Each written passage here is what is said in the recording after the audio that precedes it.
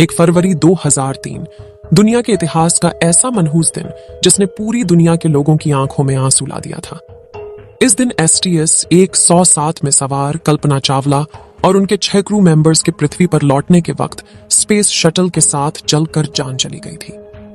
लेकिन क्या आपको पता है कि इस स्पेस शटल के लॉन्च के अगले ही दिन इसे अंतरिक्ष में भेजने वाली अमेरिकी स्पेस एजेंसी नासा को इस बात का अंदाजा लग चुका था कि आगे क्या होने वाला है, लेकिन फिर भी उन्होंने अपने एस्ट्रोनॉट्स को इस बारे में जानकारी क्यों नहीं दी।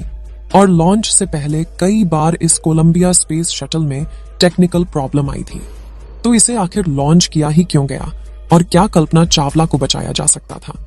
अगर आपके जहन में भी इस स्पेस मिशन को लेकर यह सवाल आते हैं तो पूरा वीडियो जरूर देखिएगा। आप देख रहे हैं जीके दृष्टि यूट्यूब चैनल। सबसे पहले बात करते हैं कि 17 मार्च 1962 के दिन हरियाणा के छोटे से गांव में जन्मी कल्पना ने अपने जीवन में अमेरिकन एस्ट्रोनॉट बनने का सफर कैसे तय किया था। 4 भाई बहनों में सबसे छोटी कल्पना बचपन से स्पेस में जाना चाहती थी।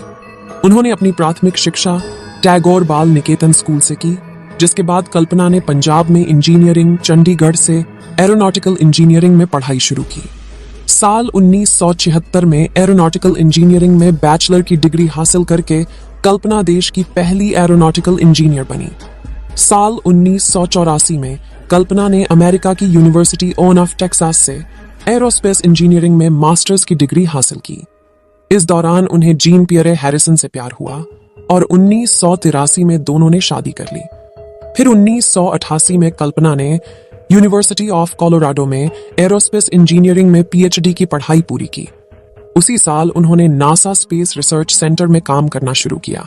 96 में कल्पना को अमेरिका की सिटीजनशिप मिल गई और कल्पना की मेहनत और दृढ़ निश्चय देख नासा ने 1994 में उन्हें अंतरिक्ष यात्रियों के 15वें समूह में शामिल किया। 19 नवंबर 1997 के दिन अपने 6 क्रू मेंबर्स के साथ कोलंबिया स्पेस शटल में बैठकर कल्पना ने पहली अंतरिक्ष उड़ान भरी। STS 87 नासा से जाने वाले इस मिशन के दौरान कल्पना ने स्पेस में 15 दिन और 16 घंटे बिताए और 5 दिसंबर 1997 के दिन इस स्पेस शटल ने धरती पर सक्सेसफुल लैंडिंग की। इस मिशन को पूरा करने के साथ ही कल्पना चावला अंतरिक्ष में जाने वाली पहली भारतीय महिला बन चुकी थी। कल्पना के इस मिशन की सफलता देखते हुए 2001 में नासा ने कल्पना को एक और स्पेस मिशन के लिए चुना, जिसे STS 107 नाम दिया गया। लेकिन इस मिशन के दौरान यूज किए जाने वाले कोलंबिया स्पेस शटल में बार बार आ रही तकनीकी खराबियों की वजह से इसके लॉन्च को पूरे 18 बार पोस्टपोन्ड किया गया था। 2 साल तक नासा ने इस शटल में आ रही अलग अलग खराबियों को ठीक किया, लेकिन नासा यह मानने को तैयार नहीं थी कि शटल स्पेस मिशन के लिए फिट है, बस वैसे बनाई जा रही थी। और फाइनली नासा को लगा कि स्पेस शटल अब मिशन के लिए पूरी तरह से तैयार है और 16 जनवरी 2003 के दिन इसे लॉन्च करने का निर्णय लिया गया। इस लॉन्च के दौरान क्रू मेंबर्स काफी खुश दिखाई दे रहे थे, क्योंकि उनमें से कुछ क्रू मेंबर्स जिंदगी में पहली बार स्पेस में जा रहे थे। लेकिन उन्हें यह पता नहीं था कि उड़ान उनके जीवन की पहली और आखिरी उड़ान होगी। फिर भी 16 जनवरी की दोपहर को कोलंबिया स्पेस शटल ने अपने रॉकेट के साथ फ्लोरिडा के स्पेस सेंटर से अपनी 28वीं उड़ान भरी और कल्पना का स्पेस क्राफ्ट सही सलामत स्पेस में पहुंच गया, जहां उन्होंने 15 दिन 22 घंटे और 20 मिनट तक स्पेस में रहकर अपने मिशन को पूरा किया।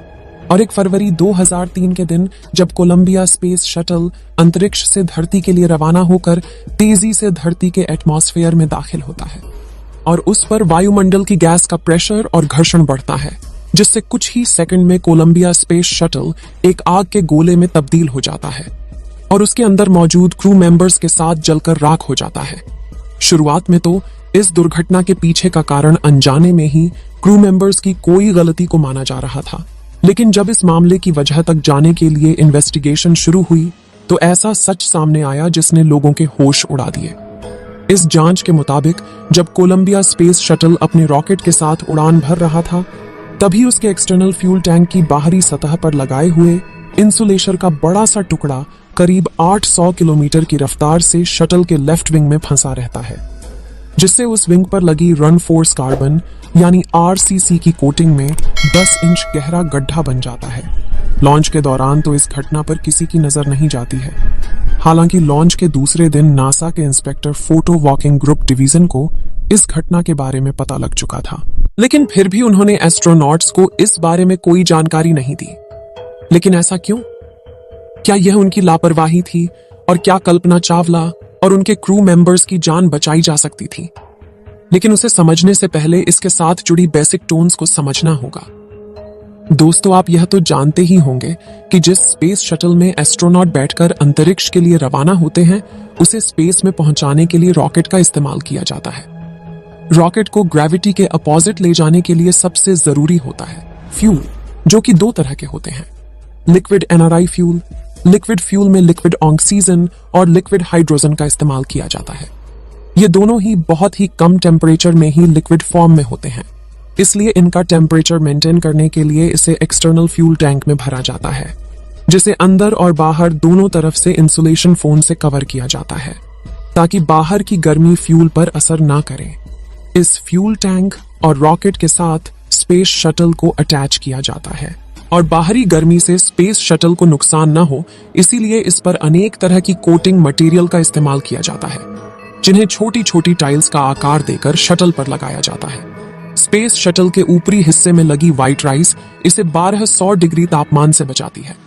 इसके निचले हिस्से में लगे दो टाइल्स इसे करीब 2300 डिग्री की गर्मी से बचाती है और रॉकेट से निकल रही गर्मी का सबसे ज्यादा असर शटल विंग्स पर होता है, जिसे गर्मी से बचाने के लिए इन पर RCC की टाइल्स लगाई जाती है, जो 100 से करीब 3000 डिग्री की हीट से बचाती है।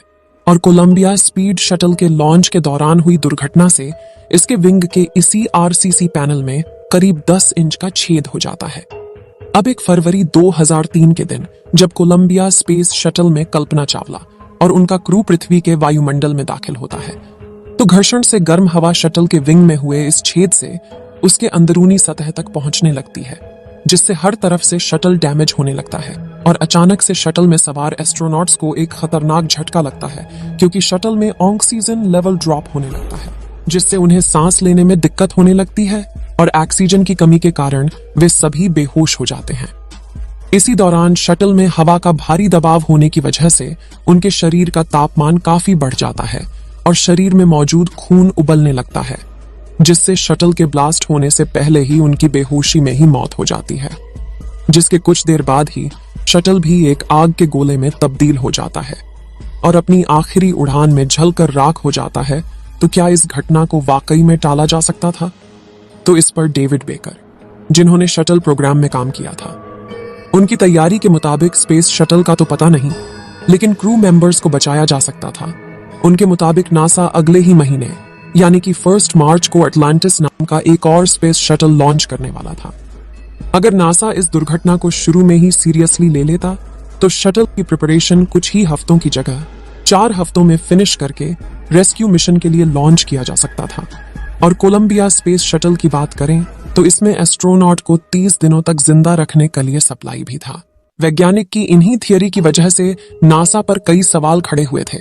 आखिर उन्होंने इस घटना को सीरियसली क्यों नहीं लिया? दोस्तों, हमें इस घटना से यह सीख मिलती है कि एक छोटी सी गलती वाकई बड़ी दुर्घटना में तब्दील हो सकती है। इस वीडियो में हम किसी पर इस दुर्घटना का इल्जाम नहीं लगा रहे हैं, बस इसे हमने इंटरनेट पर मौजूद जानकारियों को इकट्ठा करके प्रस्तुत किया है। दोस्तों, अगर आपको यह वीडियो पसंद आया हो तो इसे लाइक और अपने मित्रों तक शेयर करें। जानकारी से भरपूर ऐसी वीडियो देखते रहने के लिए चैनल को सब्सक्राइब जरूर करें और बेल आइकन को ऑल पर सिलेक्ट करना बिल्कुल ना भूलें। मिलते हैं किसी और नॉलेजेबल वीडियो के साथ। वीडियो को अंत तक देखने के लिए धन्यवाद।